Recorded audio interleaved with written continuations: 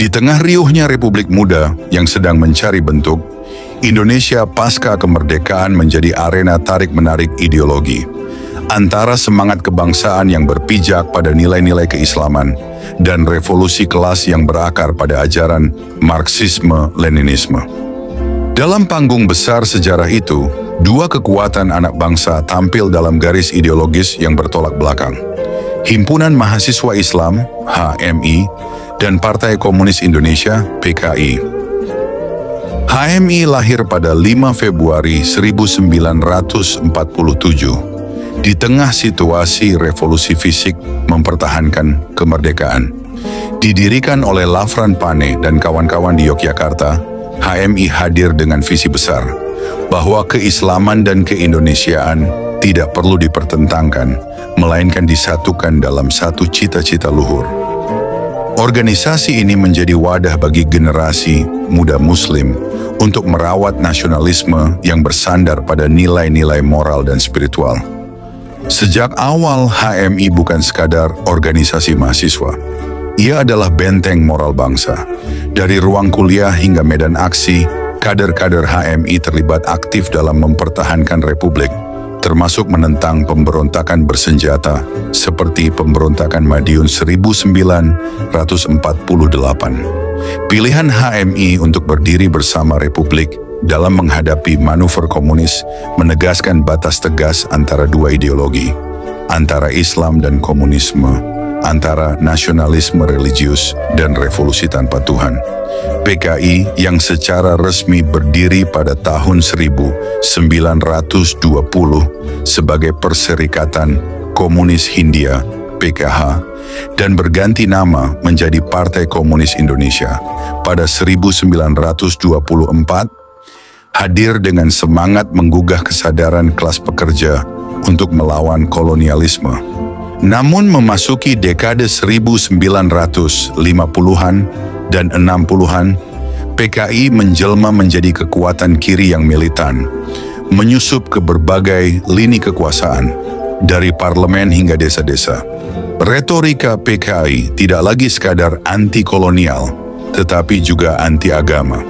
Dalam pandangan mereka, kekuatan keagamaan seperti HMI dianggap sebagai reaksioner, anti-revolusi, bahkan agen asing. Maka dimulailah babak baru, konfrontasi ideologis yang perlahan mengeras menjadi konflik terbuka. HMI yang tetap memegang teguh prinsip keagamaan dan kebangsaan menjadi sasaran utama PKI.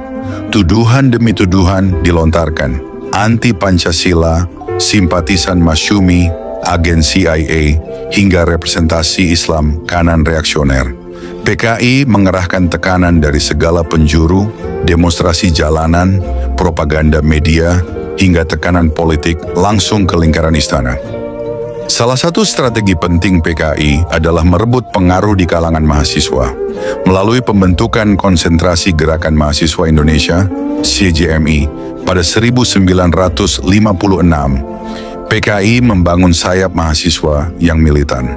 Melalui CGMI dan jaringan organisasi kiri lainnya, mereka menggencarkan upaya menyingkirkan HMI dari Perserikatan Perhimpunan Mahasiswa Indonesia, PPMI, sebuah arena penting dalam politik mahasiswa nasional. Ini adalah manuver strategis untuk melemahkan posisi HMI di tingkat nasional dan memonopoli ruang diskusi ideologi di kampus. Namun sejarah mencatat, tekanan justru memperkuat.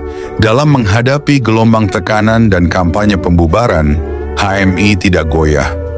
Sebaliknya, organisasi ini menempa militansi dan solidaritas internalnya. Ketika PKI dan CGMI menyerukan pembubaran HMI, para kader muda tampil menolak tunduk. Mereka tidak hanya bertahan, tapi berjuang bersama kekuatan sipil, keagamaan, dan militer yang masih memegang teguh cita-cita Proklamasi 1945. Ini bukan sekadar kisah dua organisasi mahasiswa. Ini adalah pertarungan ideologis yang mempertaruhkan arah masa depan Republik.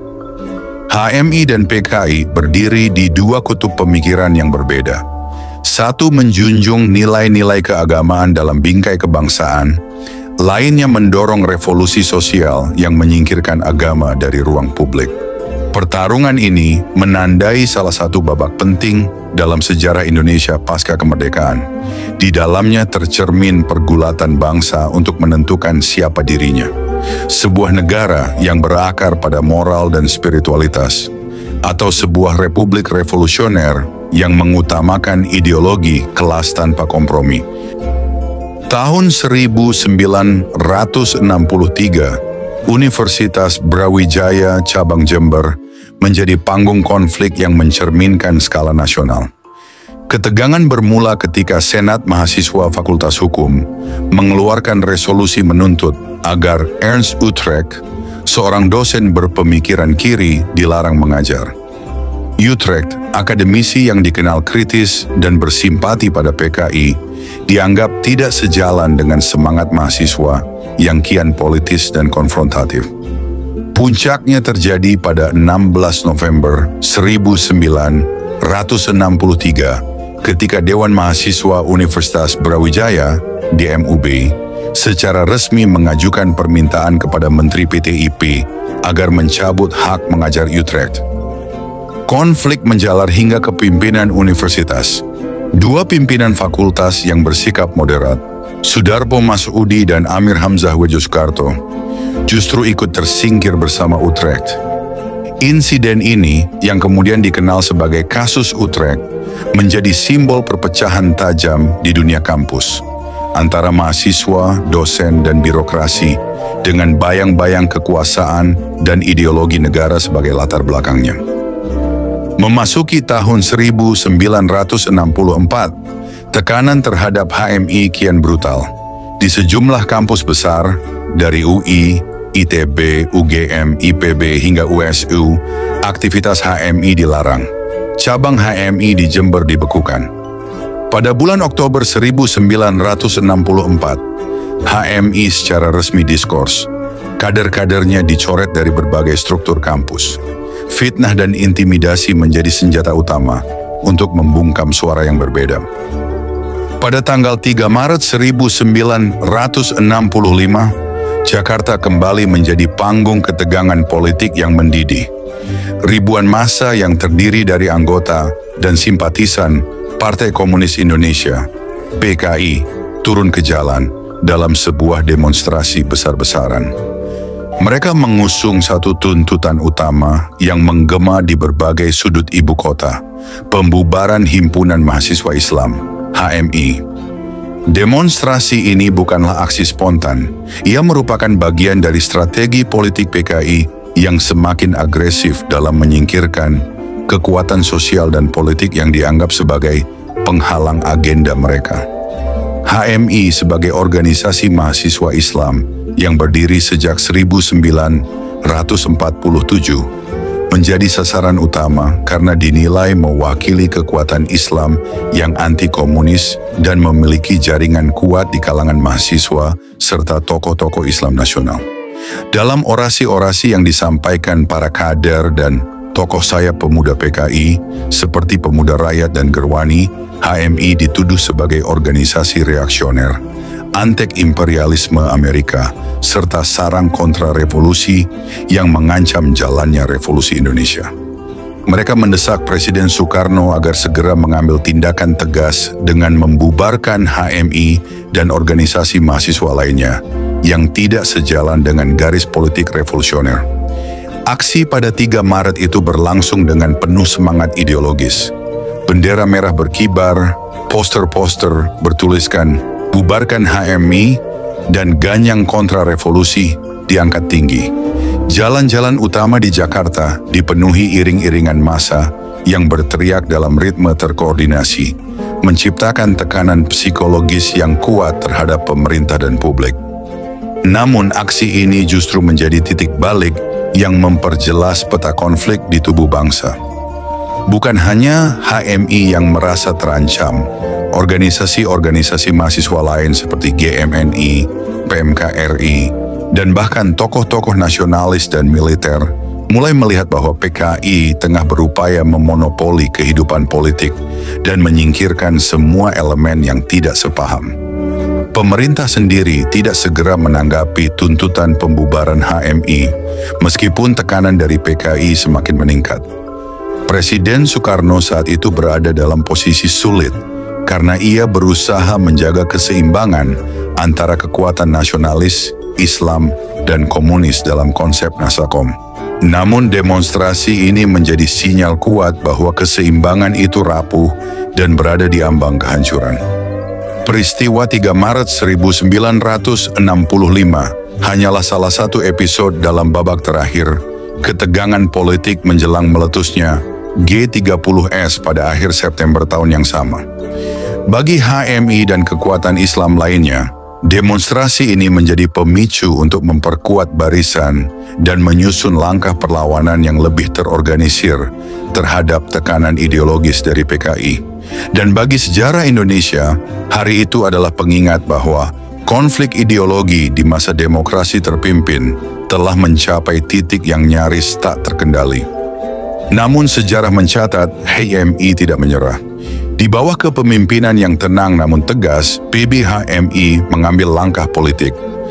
Mereka menyambangi istana, menyampaikan langsung klarifikasi kepada Presiden Soekarno. Dalam rapat kabinet yang menegangkan, Kiai Haji Saifuddin Zuhri, Menteri Agama kala itu, berdiri membela. "Pak, saya tidak ingin Presiden berbuat berlebihan. Kalau Bapak tetap hendak membubarkan HMI, maka tugas saya sebagai pembantu Bapak hanya sampai di sini." Presiden Soekarno terdiam, lalu menjawab, "Saya tetap memerlukan saudara membantu saya. Baiklah, HMI tidak saya bubarkan, tetapi saya minta jaminan HMI akan menjadi organisasi yang progresif." Dengan kalimat itu, HMI diselamatkan dari jurang pembubaran. Sebagai bentuk kompromi, cabang Jember tetap dibekukan, tetapi eksistensi nasional HMI tetap utuh. Alih-alih melemah, tekanan itu justru memantik solidaritas luas. Organisasi pelajar seperti PAI, pemuda NU seperti Kiai Haji Yusuf Hashim, hingga PMKRI menyatakan dukungan terbuka. Di antara pelajar dan kader muncul semboyan heroik. "Langkahi mayatku sebelum membubarkan HMI." Bahkan TNI Angkatan Darat ikut bersuara. Jenderal Ahmad Yani dengan tegas memperingatkan, "Jika HMI dan Soksi hari ini diganyang PKI, maka tidak mustahil besok atau lusa PKI akan mengganyang Angkatan Darat." Peringatan itu menjadi nyata. Pada malam 30 September 1965, darah tumpah di ibu kota. Gerakan 30 September PKI menculik dan membunuh 7 jenderal Angkatan Darat, termasuk Ahmad Yani. Tragedi ini menjadi puncak dari eskalasi ideologis yang telah lama membara. Di tengah malam yang mencekam itu, sejumlah kader HMI tengah berdiskusi. Mar'ie Muhammad, Nazar Nasution, Ridwan Saidi, Harun Kamil. Keesokan harinya, mereka mendengar pengumuman Dewan Revolusi. Sadar bahwa ini adalah kudeta, mereka segera bergerak. Bersama Dahlan Ranuwiharjo, mereka menyusun strategi. Lahirlah Kesatuan Aksi Pengganyangan Gestapu, KAP Gestapu, yang kemudian berkembang menjadi Front Pancasila. Aksi pertama digelar di Taman Sunda Kelapa, Jakarta. Demonstrasi anti-PKI menggema, spanduk-spanduk berkibar.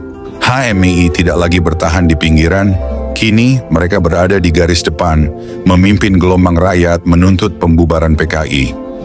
Setelah surat perintah 11 Maret 1966 atau Super Semar berpindah tangan, panggung kekuasaan politik di Indonesia mengalami pergeseran dramatis.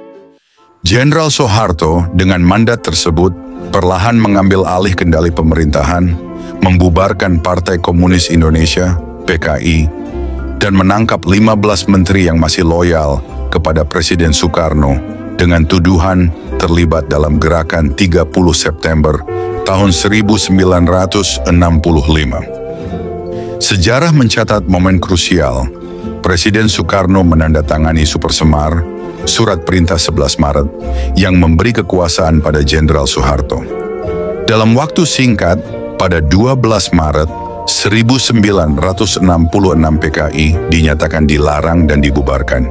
Namun, pasca pembubaran PKI, Soekarno bukan tanpa perlawanan. Puncak dari perlawanan moral dan ideologis itu terlihat dalam pidatonya pada peringatan Hari Ulang Tahun Kemerdekaan Republik Indonesia ke-21, tanggal 17 Agustus 1966. Dalam pidato yang kemudian dikenal dengan judul "Jangan Sekali-Kali Melupakan Sejarah", disingkat Jas Merah, Soekarno menyisipkan pesan penting bahwa sejarah tak boleh diputarbalikkan dan mandat Super Semar telah disalah-tafsirkan. Tanpa menyebut nama, Soekarno menyampaikan kekecewaannya atas upaya delegitimasi terhadap dirinya dan jalan revolusi yang ia rintis. Ia menolak anggapan bahwa Super Semar adalah tanda berakhirnya kepemimpinannya. Baginya, mandat itu bukan untuk menggantikan kepala negara, melainkan untuk menjaga stabilitas nasional sementara. Namun situasi politik telah berubah. Realitas berbicara lain, kendali sudah berada di tangan Soeharto. Pidato Jas Merah tak mampu membendung arus kekuatan Orde Baru yang tengah menguat. Media dikontrol, para loyalis Soekarno dibungkam, dan suara sang proklamator perlahan menghilang dari ruang publik. Meski begitu, hingga titik terakhir masa pemerintahannya, Soekarno bersikeras tidak membubarkan PKI. Di mata Soekarno, tragedi G30S bukanlah alasan mutlak untuk membubarkan partai itu. Ia menyebut 3 sebab utama tragedi kelam tersebut. Kesalahan pimpinan PKI yang keblinger, keluar dari jalur partai dan revolusi. Tindakan subversif neokolonialisme dan imperialisme asing yang menurut Soekarno telah menyusup ke Indonesia, termasuk melalui operasi intelijen seperti CIA dan peran oknum tidak bertanggung jawab yang memperkeruh situasi demi kepentingan pribadi atau kelompok. Berikut pidato Presiden Soekarno pada peringatan Hari Ulang Tahun Kemerdekaan Republik Indonesia tanggal 17 Agustus 1966. Syukur kepada Tuhan Yang Maha Esa bahwa Ia telah melindungi dan menuntun negara dan bangsa kita hingga kita dengan selamat telah sampai kepada hari yang berbahagia sekarang ini. Dan moga-mogalah lindungannya dan tuntunannya itu tetap dikurniakan kepada negara dan bangsa kita dalam memasuki tahun yang ke-22 dari kehidupannya dan selanjutnya. Lindungan dan tuntutan Tuhan itu sangat kita perlukan dan sangat kita mohonkan, sebab tiada sesuatu berjalan selamat tanpa ridhonya Tuhan Yang Maha Kuasa.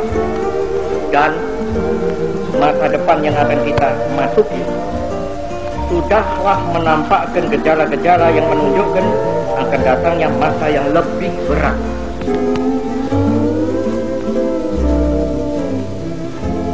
Surat perintah 11 Maret itu mula-mula dan memang sejurus waktu membuat mereka bertampik sorak-sore kesenangan. Dikiranya SP 11 Maret adalah satu penyerahan pemerintahan.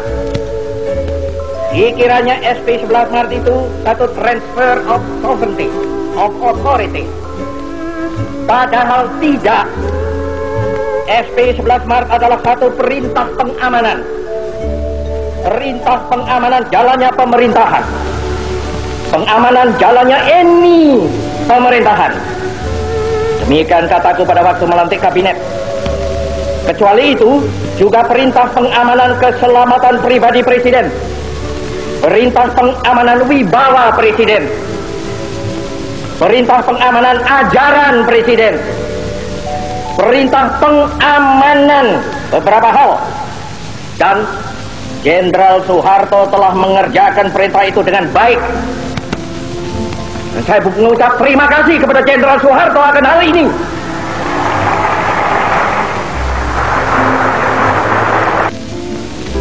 Jiwa kita yang sedalam-dalamnya, maka pokok intisari mandat yang saya terima dari MPRS ialah membangun bangsa nation building dari kemerosotan zaman kolonial untuk dijadikan satu bangsa yang berjiwa, yang dapat dan mampu menghadapi semua tantangan. Satu bangsa yang merdeka dalam abad ke-20 ini. Itulah intisari pokok daripada mandat MPRS kepada saya. Sesungguhnya toh bahwa membangun satu negara, membangun ekonomi, membangun teknik, membangun pertahanan adalah pertama-tama dan pada tahap utamanya membangun jiwa bangsa. Bukankah demikian? Sekali lagi, bukankah demikian? Tentu saja keahlian adalah perlu, tetapi keahlian saja tanpa dilandaskan pada jiwa yang besar tidak akan dapat mungkin akan mencapai tujuannya. Inilah perlunya, sekali lagi mutlak perlunya nation and character building. Sudah terang, gestok kita kutuk.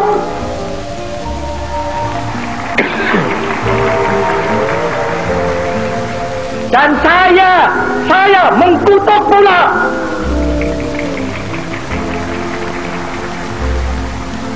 Dan seperti sudah kukatakan berulang kali dengan jelas dan tandas, yang bersalah harus dihukum. Untuk itu aku bangunkan Mahmiluk. Tetapi kenapa kita sesudah terjadinya gestok itu harus robah haluan? Kenapa kita sesudah terjadinya gestok itu harus melempar jauh beberapa hal yang sudah nyata baik? Tidak. Pancasila, Panca Azimat, Trisakti harus kita pertahankan terus, malahan harus kita pertumbuhkan terus. Sementara itu, Soeharto dalam sebuah video dokumenter mengungkapkan percakapannya dengan Bung Karno pasca G30S. Menurut Soeharto, Bung Karno memiliki alasan mendalam mengapa ia tetap bersikukuh mempertahankan eksistensi PKI. Ia menyebut bahwa Soekarno masih melihat PKI sebagai kekuatan penting dalam mempersatukan Indonesia. Bagian dari trilogi ideologi yang ia bangun, Nasakom, nasionalis, agama, dan komunis. Konsep Nasakom bukan sekadar retorika dalam negeri. Soekarno telah mengangkatnya ke panggung dunia dari Konferensi Asia Afrika di Bandung tahun 1955 hingga Sidang Umum PBB. Dalam narasi global Soekarno, Indonesia adalah pelopor jalan ketiga dunia, jalan di luar blok kapitalis dan komunis. Ketika Soeharto mempertanyakan sikap keras Kepala Soekarno terhadap desakan pembubaran PKI dari rakyat, sang proklamator menjawab, "Har, kamu harus tahu bahwa saya ini bukan hanya pemimpin Indonesia. Saya ini pemimpin dunia. Saya sudah terlanjur menjual konsep Nasakom itu kepada dunia. Sekarang saya harus bubarkan PKI, berarti saya harus cabut konsep saya itu. Jadi, di mana mau diletakkan muka saya ini?" Bagi Soekarno, membubarkan PKI berarti membatalkan pilar yang selama ini menopang bangunan ideologinya. Sementara Soeharto menilai bahaya terbesar bukan semata dari tragedi pembunuhan para jenderal, melainkan dari ancaman laten PKI terhadap Pancasila, yang menurutnya sudah berlangsung jauh sebelum malam kelam 30 September 1965. Dalam pertarungan senyap antara dua pemimpin besar ini, sejarah akhirnya mencatat, kekuasaan berpindah tangan, tapi pidato Soekarno tetap hidup. Jas merah menjadi warisan terakhir seorang revolusioner yang menolak dilupakan sejarah, meski sejarah itu sendiri sedang ditulis ulang. Surat Perintah 11 Maret menjadi dasar bagi Pak Harto untuk membubarkan PKI sebagai perpanjangan tangan Presiden.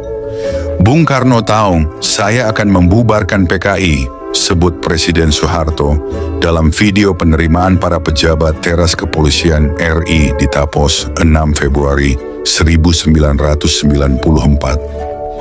Pada tanggal 12 Oktober 1966, suasana Jakarta bergolak oleh gelombang massa yang memenuhi jalan-jalan utama. ribuan demonstran dari berbagai golongan, mahasiswa, pelajar, organisasi pemuda, dan masyarakat umum, turun ke jalan dengan satu tuntutan utama: bubarkan PKI. Demonstrasi ini bukanlah aksi spontan, ia merupakan puncak dari gelombang protes yang telah mengguncang Indonesia sejak pecahnya peristiwa Gerakan 30 September 1665, Gear 30S, yang menewaskan 6 jenderal Angkatan Darat dan seorang perwira. Peristiwa itu dituding melibatkan Partai Komunis Indonesia, PKI, yang kala itu merupakan salah satu kekuatan politik terbesar di tanah air. Pasca G30S, sentimen anti-komunis berkembang pesat, diperkuat oleh kampanye media, pernyataan militer, dan tekanan masyarakat yang menuntut penindakan tegas terhadap PKI. Demonstrasi pada 12 Oktober 1966 menjadi salah satu momen penting dalam tekanan sipil terhadap pemerintah Orde Lama yang dinilai lamban dalam mengambil sikap terhadap PKI. Aksi massa ini berlangsung di tengah transisi kekuasaan yang pelik. Presiden Soekarno masih memegang jabatan kepala negara, namun kekuasaan praktis mulai beralih ke tangan Letnan Jenderal Soeharto melalui surat perintah 11 Maret 1966, Super Semar. Dalam demonstrasi itu, massa memadati kawasan sekitar Monumen Nasional, Monas, dan bergerak ke arah gedung DPR GR, Dewan Perwakilan Rakyat Gotong Royong, menyuarakan tuntutan pembubaran PKI secara resmi dan pengadilan bagi tokoh-tokohnya. Poster-poster bertuliskan "Gantung Aidit, PKI musuh rakyat", hingga "Hapus komunisme dari bumi Indonesia" berkibar di udara. Lagu-lagu perjuangan bergema dari pengeras suara, berselang dengan orasi-orasi tajam para aktivis mahasiswa dari Kesatuan Aksi Mahasiswa Indonesia, KAMI, dan Kesatuan Aksi Pemuda Pelajar Indonesia, KPI. Demonstrasi itu juga menuntut pembubaran ormas-ormas underbau PKI seperti Gerwani, Pemuda Rakyat, dan BTI. Mereka menuntut reformasi total terhadap lembaga-lembaga negara yang dinilai telah disusupi oleh simpatisan komunis, serta mendesak penangkapan dan penghukuman para pemimpin PKI, terutama Dipa Nusantara Aidit, M. H. Lukman, dan Nyoto. Aksi 12 Oktober 1966 mencerminkan perubahan besar dalam dinamika, kekuasaan, dan arah ideologi negara. Hanya beberapa bulan setelah demonstrasi itu, tepatnya pada 12 Maret 1966, pemerintah baru di bawah Soeharto secara resmi membubarkan PKI dan melarang ajaran komunisme di seluruh wilayah Indonesia melalui TAP MPRS nomor 25 tahun 1966. Demonstrasi ini pun dikenang sebagai bagian dari Revolusi Putih, yaitu gelombang perubahan yang dilakukan oleh rakyat dan mahasiswa demi menyelamatkan negara dari bahaya komunisme dan meletakkan dasar bagi lahirnya Orde Baru. Namun di balik semangat anti-komunis yang membara, sejarah juga mencatat adanya gelombang kekerasan massal, pembantaian, dan penangkapan besar-besaran terhadap orang-orang yang dituduh terlibat dengan PKI. Demonstrasi 12 Oktober adalah bagian dari sejarah besar yang membentuk masa depan Indonesia, sekaligus membuka bab baru yang kelam, di mana garis antara keadilan dan kekerasan menjadi kabur. Dalam demonstrasi menuntut pembubaran PKI tersebut, Himpunan Mahasiswa Islam (HMI) mengambil peran penting dalam dinamika politik nasional dengan bergabung dalam Kesatuan Aksi Mahasiswa Indonesia (KAMI). Kami merupakan wadah aliansi mahasiswa dari berbagai latar belakang organisasi yang dibentuk sebagai respons atas memburuknya situasi politik dan ekonomi nasional, serta meningkatnya pengaruh Partai Komunis Indonesia, PKI. Dalam konteks ini, HMI menjadi salah satu kekuatan utama yang mendorong terjadinya perubahan politik besar di Indonesia.